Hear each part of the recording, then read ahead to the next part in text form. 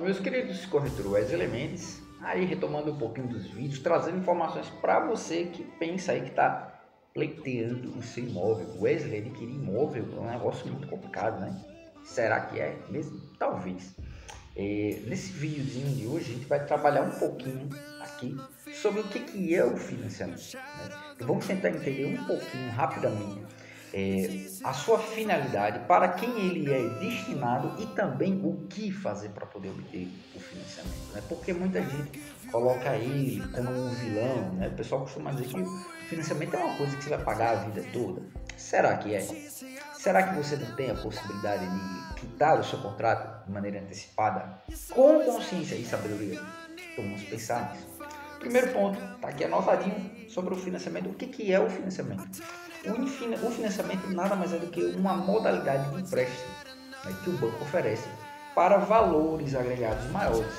Então o que vai acontecer? Você vai perceber, por exemplo, que se você vai tomar um empréstimo hoje, como as financeiras elas trabalham em cima da inflação, você vai ver que o crédito do empréstimo ele é bastante caro se você compara ele com o financiamento. Você vai ter um crédito na média hoje, a título de 1º de novembro, né, 2023, você vai conseguir fazer um empréstimo de um determinado valor com a taxa de juros média de 14, 15, 16%. Já no processo de financiamento, você vai ter taxas de juros menores, dependendo do seu perfil social, a partir de 4%. Então você já vê que a diferença ela já é gritante, né? E olha que o valor, né, a ser creditado é um valor maior. Ele está destinado, como é a nossa área de atuação, à aquisição imobiliária. Esse é um ponto. Para quem ele é destinado, o empréstimo? Um empréstimo de financiamento imobiliário, né? Esse crédito que a gente faz a avaliação, junta a documentação, né, e manda para a avaliação caixa. Ele é destinado para aquele perfil que não está com o valor em mãos do bem a ser adquirido e ele precisa pleitear, ele tem a necessidade de pleitear, seja para um investimento, seja para crescimento patrimonial ou para moradia única. Pode acontecer isso? Pode, lógico que pode, tudo depende aí do perfil, da maneira que a pessoa toca a sua vida para uma ascensão ou estagnação social.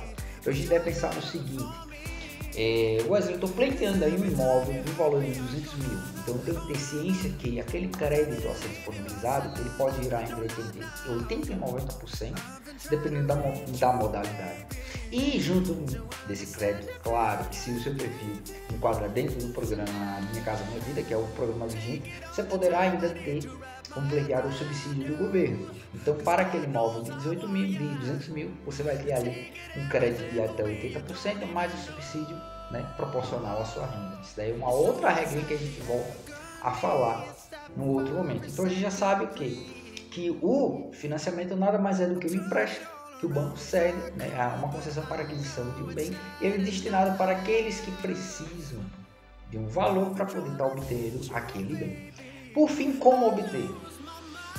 Primeiro a gente tem que fazer a anamnese do perfil social do cliente, verificar a capacidade de crédito, verificar, se for primeiro imóvel, a questão do subsídio do governo, ver se ele trabalhou pelo menos 3 anos de carteira assinada, para a gente entender se ele terá direito ou não à taxa de juros reduzida, sendo o primeiro imóvel ele vai participar automaticamente do programa do governo e verificar também se aquele imóvel se enquadra dentro dessas condições do programa.